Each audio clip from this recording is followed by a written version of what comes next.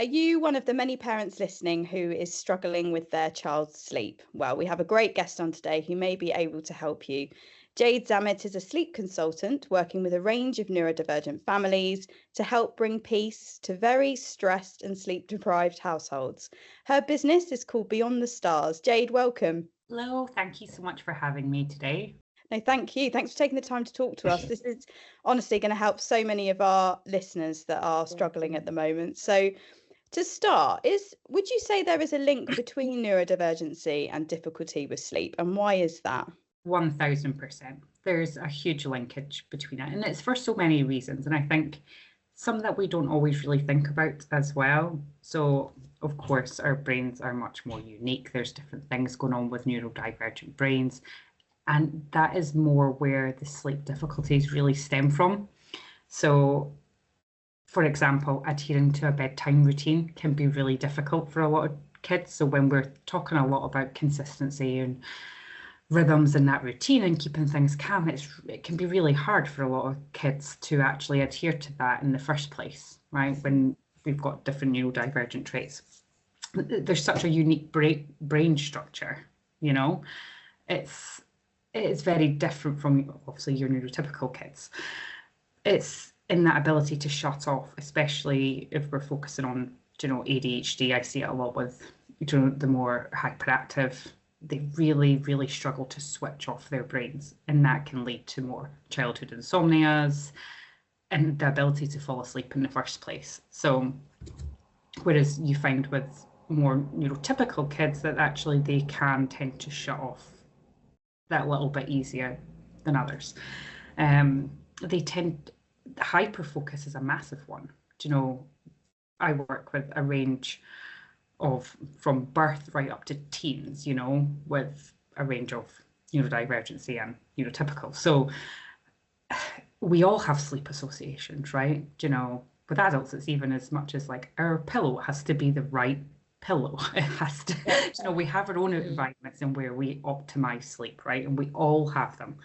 But even with little ones who have specific sleep associations, things that they want, whether that's parent-led or certain things to help them fall asleep. With neurodivergent children, you find that focus on these things is even stronger. So trying to move away from these things are harder. So that plays a big part. We do have some medical reasons as well. So sleep apnea, for one, is much more common with children with ADHD. So you might find audible breathing, snoring, and that can disrupt them from their sleep continuously, right? They are also much more likely to have restless leg syndrome at the beginning part of the night. So that's really, really common. Environments can be a big one because they are much more sensitive to the sensory aspects, lights, sounds, all of these things, and that just generally makes sleep harder. So there's a whole array of reasons really why there's a bit more difficulty in sleep, I would say.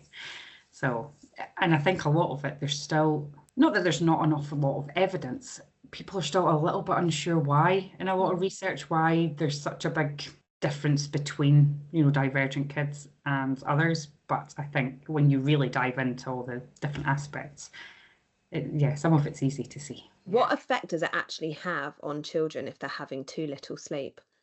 Oh, I love all this. I love the science, by the way, right? So I'm going to the whole science podcast. I'm here for the science.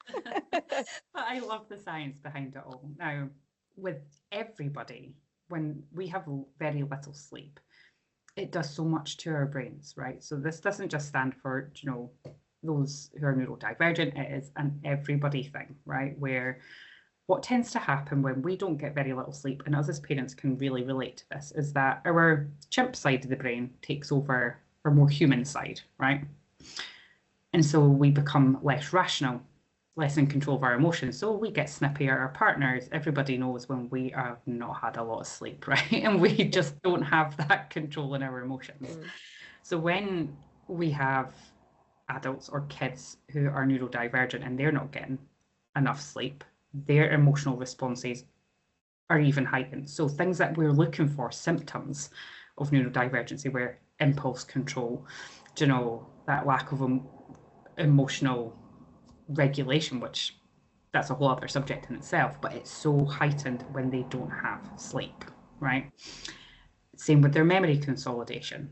We all go through that. When we get into deep sleep, our brains do like a detox, right? And it helps us remember all the things that we need to remember, and it helps get rid of all the unwanted chemicals and stuff. So when they're not getting that deep sleep, we are getting more forgetful, right? So we're looking for a lot of these signs in our kids as well, that forgetfulness and being able to recall these sorts of things, right? And so those two are ones that I see often.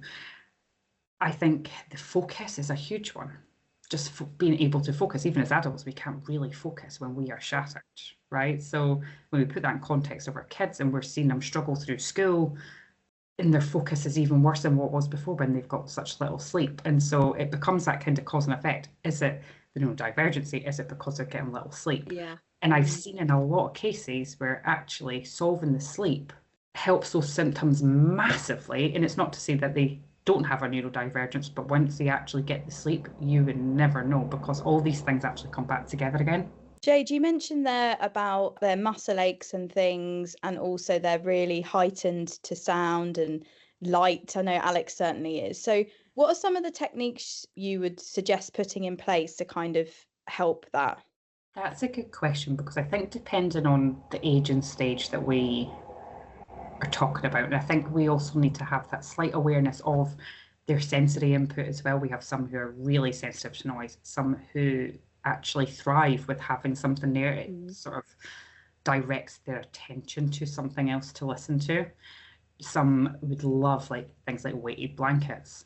Others are like, nope, it's suffocating, so we kind of need to get their sensory input on that as well. So I suppose it really does depend on the kid. I think if your little one is struggling in sleep, have a bit of a brainstorm to figure out where it's coming from, because once we understand that part, it's going to be easier to try and put some tools in place. So is it behavioral? Is it something that's just too stimulating for them?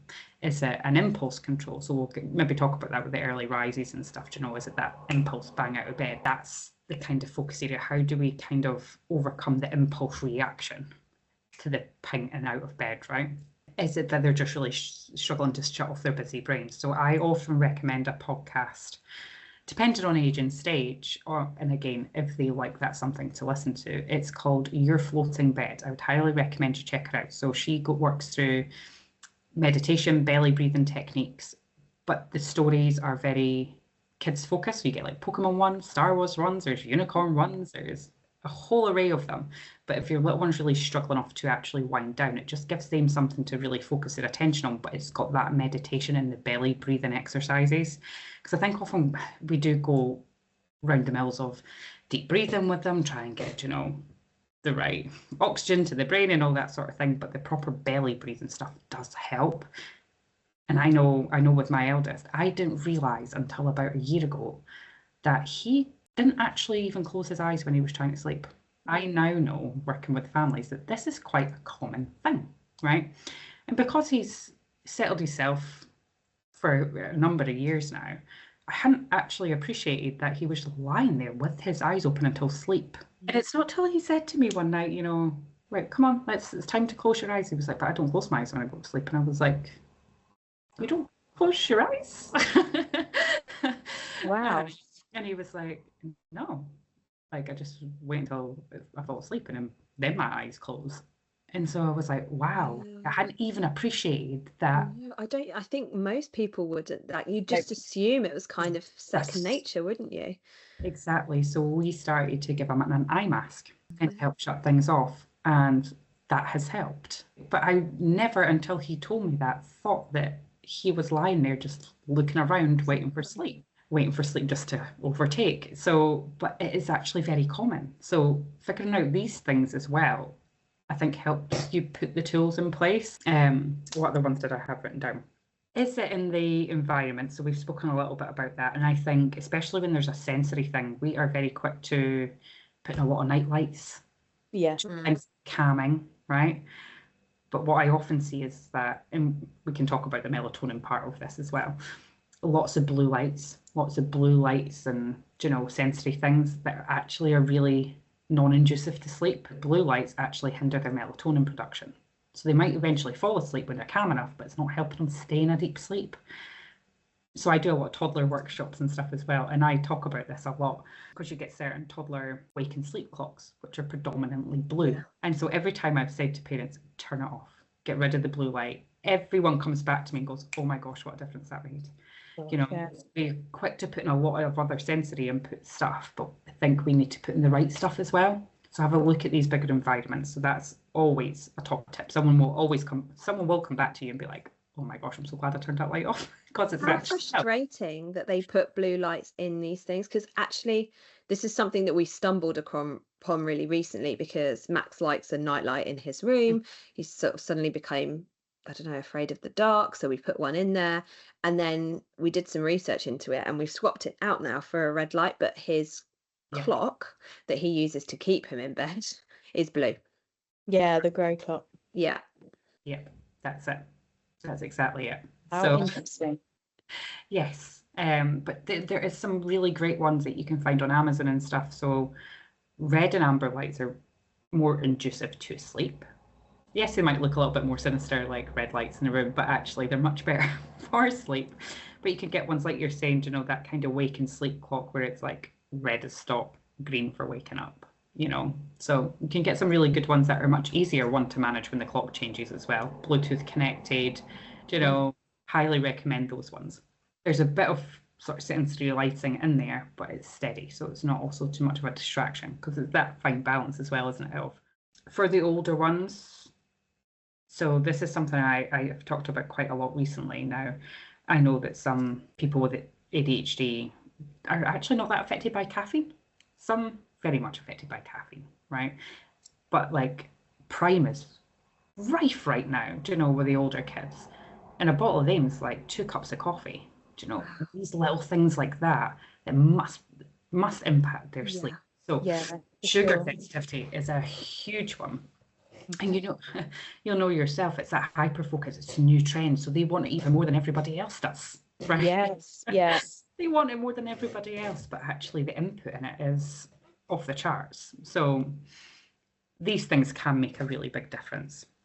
Now, one thing that I often use with families that I work with is that they start to learn and almost talk themselves into the fact that sleep is difficult. Yeah. It's hard to fall asleep. And quite often that's the big thing that we need to kind of work on them with, because if they've struggled with sleep for so long, and my son's been through this fairly recently as well, he's like, I just don't like sleeping. It's too hard to fall asleep. So we want to try and make it as easy as possible for them to actually switch off. So one of the common things I get is, you know, bedtime's 9 o'clock, but they're not falling asleep till 11, right? And because in their head they're like, sleep's too hard, I'm just awake, right? And they don't have those positive feelings around sleep either. So if we can actually get them to a point, and that might be changing your bedtime completely to a point where actually they're falling asleep quick, so that they're learning those skills and falling asleep before you actually nail the bedtime, can be really helpful as well. So there's a couple of things that, to look at. But I would look at where it's coming from. Is it overstimulation? Is it the environments? Is it all of these other things that, it could be. It's really fascinating, isn't it? And I think there's so many things that affect it and sort of make it up. You have to kind of really tune into it. And I think, well, from my own perspective, that was quite difficult when the early rising initially started, because I asked loads and loads of questions, and I was like, I don't actually know if I know the answers to all of these questions. I just don't think I was tuned in enough to recognize it's also what was stimulating, what was not stimulating, and to know, especially when they can't talk for whatever reason, whether that's they're too young or there's sort of something impacting their speech, that then makes an added complication. Absolutely. And I think it is hard to tune into it, because I think as adults looking in, we see sleep quite differently as well. So to understand actually what is going on in their little brains and figure out where it's coming from, it's difficult. It is hard, you know? Like even go back to my son, like I didn't realize he just didn't close his eyes at bedtime. Like this is crazy. The last time I was in there in his room, like we used to cuddle to sleep, you know, and he would fall asleep. I just figured that he closed his eyes. you know, so it is hard. And I think we're not designed to know it all. So if anyone is sitting there going, I just have no idea, like that's normal too. It's hard to figure it out.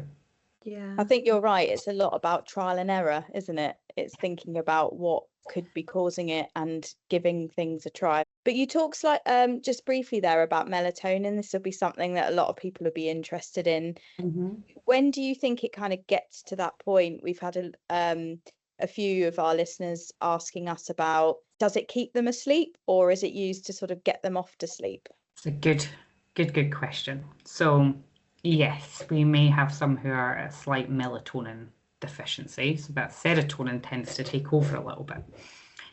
What I do see is that a lot of parents succumb into melatonin understandably, completely understandably, when a lot of it can kind of be fixed with the behavioural side, you know? And it can help. I have seen, though, a lot of families where it has helped with that onset sleep and actually getting them to sleep in the first place. From experience, again, from what I've seen, it doesn't seem to be long-standing. You know, either their melatonin levels are starting to adjust and adapt and it loses its effectiveness, or they get to sleep for a period of time, but then they're awake in the night. So it's maybe been in that sort of case scenario where actually there's a change in sleep pressure needed. What you normally find with neurodiversity in sleep is that actually sleep needs to be very, almost timed, like they're very time sensitive. And it's easy to let them have a lie in at the weekend, but actually it has a big knock-on impact at nights. So the consistency in that is huge. So if, for example, you've managed to get them to sleep quicker, your previous problem was maybe they were up for a couple of hours, but then they would sleep all night. They start melatonin, they get to sleep quicker, but then they're up in the middle of the night. There's something that needs adjusted in their circadian rhythm, you know? Yeah, that's my thoughts on melatonin anyway. It's really interesting. How is the support you give different for families of neurodivergent children and neurotypical children, would you say? It's a good question. In a way, not that different in the way that I work, because the way that I work is that every child is unique anyway. Do you know? So whether they are diagnosed, undiagnosed, neurotypical, 6 months old, 16, they're all very, very different. I've worked with over 170 families one-to-one, and I've never written the same sleep plan twice. So from that respect, there isn't much different in what I do because I really focus on them as their own little person, their own family dynamics. So it's very much the same across the board. If someone's coming to me and their little one has suspected ADHD, I will treat them exactly the same, or work through techniques in relation to what that little one is going through, whether they are diagnosed or not. I'll use the same stuff. It's about what they're going through and what we actually need to work on, if that makes sense. So, but I think the biggest changes in what my advice is more on age. Having a 5-year-old who's in the process of maybe getting diagnosed with ADHD is going to be going through similar different things from an 11-year-old or 13-year-old who's just started high school, and what they can do to kind of help the stimulation for the older kids for things like, it's amazing how much journaling and stuff actually helps the kind of brain dump. See, once they start getting homework and things like that, and actually managing your evening helps the nights, these kind of things. Getting out for the walk, like, do you know what? I've been there, done it before, where they get home from school, they've got screen time so you can finish off work, all the rest of it, dinner's on, and all of these kind of things. So one of the things I find helps all my families is actually getting out for that evening walk, getting back outside, fresh air, kind of shake the last of the energies out. Always works. So there'll be some things that work across the board, and other things are going to be very more specific to what they're going through, what their behaviours are, diagnosis, and everything else. So. And I suppose with the age thing as well, how you work with them must be quite different, because it gets to a certain point where actually that young person is going to want to take autonomy over their own sleep. And Exactly. Our children are young, so we're kind of much more in control of that and responsible for trying to resolve that. But obviously once they get older, they're going to want some control in that, aren't they? And that's interesting, because what I do with the older kids is I do like assessment forms, right? And so there'll be one that the family fills out, like parent, and I give one to the older kids to get what their gauge is on it, you know, how they feel around sleep. And so it's worded very differently, you know, to get not only what they want out of it and what they feel like they're struggling with, or, you know, their kind of goals and their better sleep, is so that they're invested in it as well, because they feel like they're being part of it. Yeah. It's like trying to tell 15-year-olds, you know, parents are trying to tell them what to do and shape their bedtime routine. They're not invested in that. Yeah, they've got to buy into it. Yeah. So it's trying to get into it as well. And for most of them, you know, they're like, I know I need this. Like, I'm struggling at school, or, you know, starting like taking exams, all these other things. But I've had 2 families in the past where they're like, can you force my child to come on this call? And I'm like, I can't force your child to do anything. There's a lot of pressure for them as well, isn't there, at that age? And, you know, I think a lot of us are guilty of sitting in bed and scrolling on your phone. And, you know, when we were younger, phones, it wasn't such a massive thing. You know, I used to read before going to bed, or I used to like write stuff down if I was worried. Now phones are a way of just sort of, you know, escaping and just sort of getting lost in videos and things. But would you say that does have an impact on your sleep? Huge impact. And I don't think, and again, I think this is quite across the board, but if you're an overthinker, you're struggling to switch off anyway, you're recalling the conversations you're having with your friends on your phone, you're recalling a lot of these social interactions much more frequently than someone who can just shut off to it, you know, shut off their phone and go to sleep. I mean, somehow my husband manages to do that. I still don't know how he does, because that's not me. I can do that. I was going to ask another question. It kind of takes away from what you were talking about, so I'll ask it afterwards. But yeah, I can do that. But then my husband is a really bad sleeper, and things affect him a lot more. Yeah, exactly. So I think with kids and teens nowadays, you know, they're so embedded in those social aspects as much as it is, but right before bed, that's at the forefront of their mind, and nothing else to reshape it and get them ready for sleep. So it's a huge impact. Yeah. I was going to ask, are some people naturally just better sleepers than others? Or will I have been trained at some point in my childhood to make me this accept? Because honestly, you're one of those annoying people, Kirsty. I am.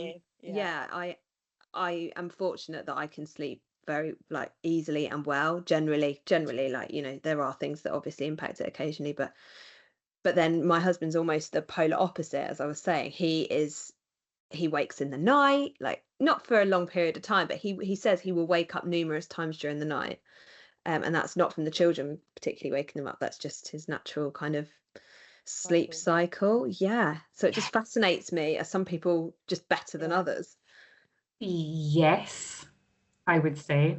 And I think a lot of it comes down to things like how sensitive they are to sleep. So in our family, my husband's the one who can sleep anywhere, anytime, has zero effect. But for me, I'm the one who's always up for a pee in the middle of the night, and I have to sleep in what he describes as a void. Like, it has to be pitch black, zero sounds, perfect temperature, like nothing can impact all of those things, or I just don't sleep, right? So I'm very sensitive to how I fall asleep that way. But it's funny, because when I look at me and my sister, same house, same upbringing, she can't go to sleep without having something on the telly and having background noise, and she gets really paranoid about sleep. I'm quite happy sleeping in my own house by myself. No one else in there, doesn't faze me. But if there's sound, oh my gosh, that's like the last straw. And it's so funny how we are so different, even in same upbringing, everything else, you know, same approaches, but we are very different when it comes to sleep. So yeah, I think a lot of it is up here. Yeah, both my children are very different sleepers. And have been very different sleepers at different times as well. Yeah, absolutely. So that's kind of the ethos of my business is that every child is so different. What works for one doesn't work for the other. My kids are like chalk and cheese. Yeah. Cheese. And you could see it from a very early age though. So my son, so he's going through his ADHD assessments at the moment, and his early year sleep wasn't the worst. Regressions were tough, but as long as you got the timing right, if the timing went off, you knew exactly what would happen in the night. If he didn't sleep enough in the day, he'd be up for 2 hours in the night. If he slept too long, he'd be up early in the morning. So once you nailed the timing, it wasn't too bad. But then the toddler years hit, and that was atrocious. Absolutely horrific, actually. It was not okay. It's my youngest. Like we managed to kind of navigate that. We sorted most of that out. My youngest came along. We were like, this will be a breeze. Second child, We were feeling very confident, and she was the complete opposite. Her early year sleep was horrific. She did have reflux and lots of other things that contribute to her sleep, but she was actually quite independent wee thing. My son, he likes connection, cuddles, Yeah. She was like, don't touch me. But she still wasn't an any better sleeper, and I didn't know how to help her. Whereas her toddler years, she's a dream. She is an absolute dream. You're giving me hope. Yeah, we've definitely had it the other way around. I would say Max was a good sleeper up until about 18 months. And then we sort of touched on it about the early rising. That's when it hit for us, and it hit hard. And it just literally almost overnight changed. And he was up so early in the mornings, anywhere from 4:30. And it's kind of carried on over the years. Not always as bad as 4:30, but yeah. I know Alex is an early riser as well. Yeah, he's on the dot. He'll sort of start stirring at 4:30, come in at 5, and then I get the pinching of the fact he's really sort of what's the word? Tactile. Yeah, and likes to do pinching and rubbing of my earlobes. So he'll basically do that until I decide to wake up. Oh my gosh. But yeah, it's a lot, and it's really hard not to get angry. I think a lot of listeners can relate to that. Like, you're so tired, you've done a full day's work. Sometimes you're up with the baby in the night if they're restless or they're not well, and then they come in at 4:30, 5, and you're like, oh no, please no. Like you say, sleep affects everything, doesn't it? So absolutely does. Do you have any advice for people who are listening, and maybe for ourselves as well? For early risers. Yeah, for early risers. The way that you kind of talked about, you can kind of hear the restlessness, and then as soon as it's like, okay, ping, I'm awake, it's that impulse of getting right through to your room, right? And he knows exactly how he wants to kind of support that and wake you up that way. I wonder if you don't already, having that kind of just that light clock set to a certain time might help. If it's like red for sleep, green is, okay, it's time to wake up, mum, might be something that you could start to quite gradually reinforce. Now, what I would do with that is that don't set it to turn green at 7 o'clock when it's unachievable. Make it achievable. So he's like, okay, now it's time to wake up, mum. And then we can start extending it later and later and later. And I think if you've got something like that in place for him, it sounds like it's that impulse of coming right through to you. So how do you, because I think if you can very gently break the impulsiveness of it, chances are he'll start to sleep through that cycle. So that might be, it could be a variety of things, obviously. Assessments aside, it could be you camping out in his room for a couple of nights, but actually it's that stopping the impulse of getting out of bed because you're already there. It's actually kind of like just disconnecting the thing that they're thinking about the most, because they don't have to jump through if you're there. So it's how you start to shape these little things. What I see working very well, is a very unpopular way to support this, right? Takes a lot of dedication. But what can work very well is actually stirring them out of that sleep cycle. So that would result in probably setting your own alarm for about 4:15 and sort of gently rousing him enough, not enough that he wakes, but enough that he kind of stirs and continues to sleep on 10 days. Okay. I'm starting to get through. That can be very effective when it's so time sensitive. Okay, I'll give it a go. Thank you. Good try. You're welcome. We had a sleep consultant with Max when we sort of were at breaking point, if I'm honest, with his sleep, and what they kind of deduced from it was that he was chronically overtired, Mhm. and that this was causing him earlier waking than Yeah. Oh, I think absolutely. he is just naturally an early riser anyway. But I think there's something to be said certainly for him, because if we find that he gets overtired, it has a direct impact. And actually, I see it in my daughter as well. Has a direct impact on the time that she wakes Yeah. up the next morning. It almost defies logic, honestly. But Yeah. we've found putting him and her to bed earlier often results not necessarily in them waking up, at like the dream 7 o'clock, but actually not at 4:30. It might be 6, but actually that's more palatable than Yeah. a half full wake. And so we did find that has helped a little bit with Max. But I do wonder with the impulse thing, and I do think maybe there is something in that with Max. We've kind of got to the point where he will adhere to the clock. However, he's still awake. Like, he doesn't use it as an opportunity to go back to sleep and then wake up when the clock changes. He'll just be in his room, Okay. reciting stuff or making noise. He Yeah. can't go back to sleep. He just, or as it appears to me, he just cannot get back to sleep. Once he's awake, he's awake. Yeah. And do you know what? That is so common for a lot of kids as well, that they've just got the stamina by that point to fight it. But you're absolutely spot on about the overtiredness. When they're in that chronic overtiredness cycle, it's so hard to break when they're up early, bedtimes later. So early bedtimes are key. But even if he's not fully falling back asleep, keeping that early morning routine very consistent does help. Now, early rising is the last piece of the puzzle to fix. Actually, bedtimes and everything else are the easiest part to fix. Early rises take a little bit longer for it to all really kick into place.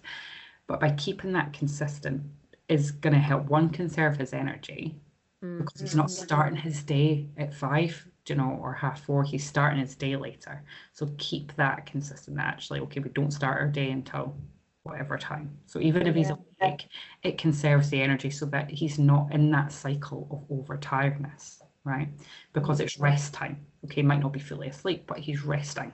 So if early rising is the last piece of the puzzle and bedtime's sort of the place to start, what advice would you give to listeners who are struggling to get their children to sleep at night? Okay, good question. So this probably goes back to some of the tips that we gave earlier of looking at the things that are stimulating them the most, or where the struggle is coming from. Is it from stimulation? Is it the environments? All of that part is the part that you need to focus on for bedtime. Again, going back to that tip of, if they're not settling for hours and they are just finding sleep really hard, make the bedtime later, get them to fall asleep quickly, get the habits set, and we can start to bring that forward again. That works really quite well. Thank you. This links with a question we've had actually. Emily says, any advice on getting our 5-year-old daughter to settle at bedtime so we can get our evenings back? We can spend up to half an hour laying in the dark trying to get her to sleep. We try to leave, sneaking out, and she forces us to go back. Because they're anticipating that kind of exit, right? They know that you're going to do it eventually. So then they're not really falling asleep knowing that you're going to run off at some point and leave them, right? So actually building up confidence slowly, I think, would be needed there, and that's what that is at that age. It's slight confidence building. How can you help them feel more confident in the moments that you're not there? So does that mean that you're popping to the toilet while they're in bed and coming back, slowly building up actually their happiness and contentness of being in there? But I think you also have to be quite open and honest on where you're going to be, because they're too aware.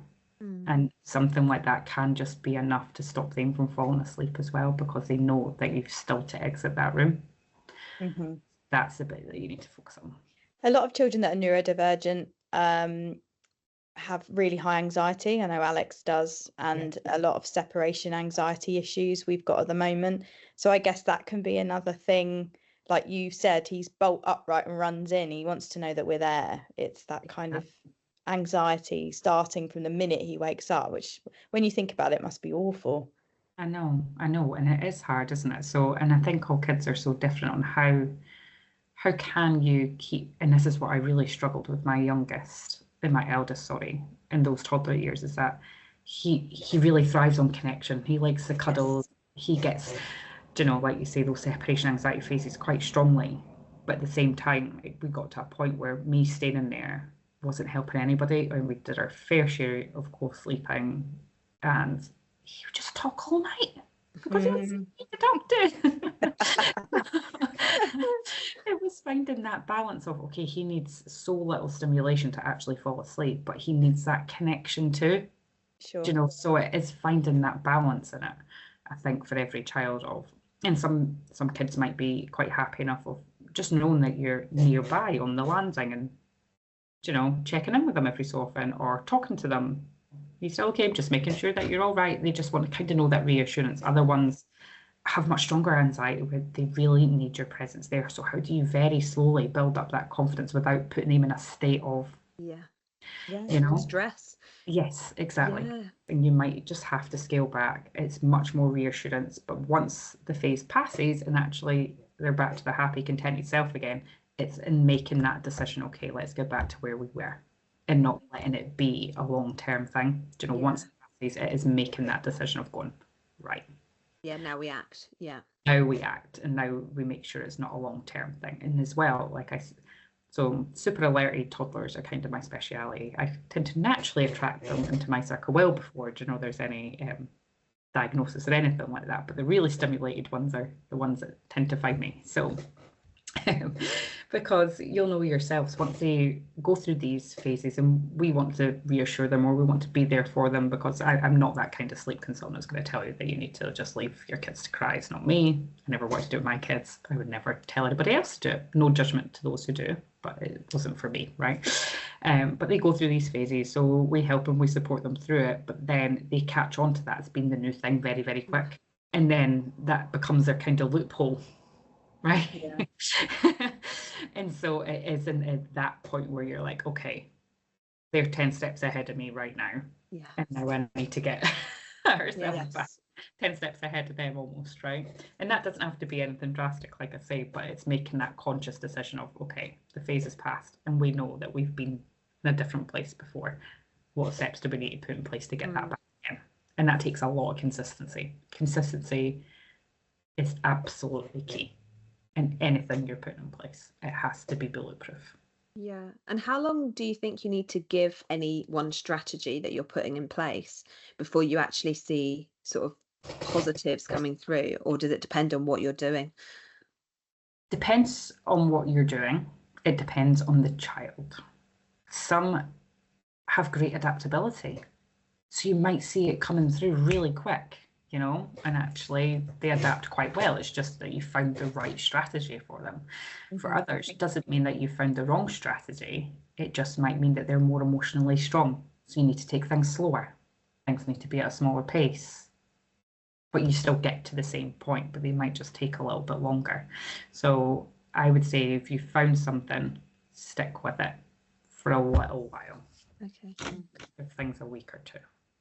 And the regressions are a really interesting topic as well. And I just wondered, I think we associate regressions with young children, often very young children, because obviously you're reading all the books, you hear all the terminology. They're going to go through a 4-month regression, 18-month, blah blah. Does that happen to older children as well, where they have natural regressions in their sleep? 1000%.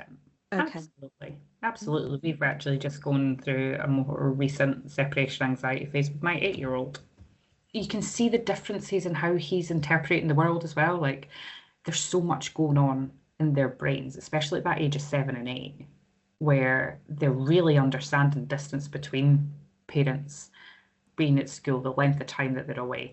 There's so much going on in their brains that, it brings on new things, and that's going to impact their sleep, right? And it's not for everything. Yeah. They do go, and then you've got, as they start to get up into older years, you've got puberty, hormones, all these other things. So they are similar developmental surges that are going to impact their sleep still. So yeah, absolutely. Yeah, that's a good point, because I guess there'll be listeners that have got children that are going through puberty and, like you say, the hormonal changes. And so it's good for them, I guess, to be prepared that could cause an effect on sleep as well. Absolutely. But these things are more shorter term. Yeah. Than they are longer. Jade, how can people get in touch with you after this if they have more questions or they'd sort of like to get in touch to get some extra advice? Of course. So my website is www.beyondthestars.co.uk. There's a specific ADHD page on there, and my free guide is there as well. So that gives you lots of great tips for sort of setting the bedtime routines, lots of different environmental things and things that you can be working on and trying. It gives you lots of good advice actually around the different types of ADHD and the different characteristics of their night sleep and things like that. So you can go and get my free guide there. You also have contacts on the website, so you can reach out to me anytime, book a call. If you want to follow me on the socials, they are at Jade Sleep Nanny. Jade, thank you so much for coming on and talking to us. It's going to be so helpful to so many people. So thank you. You're very, very welcome. Thank you so much for having me. Oh, thank you, Jade. It's brilliant.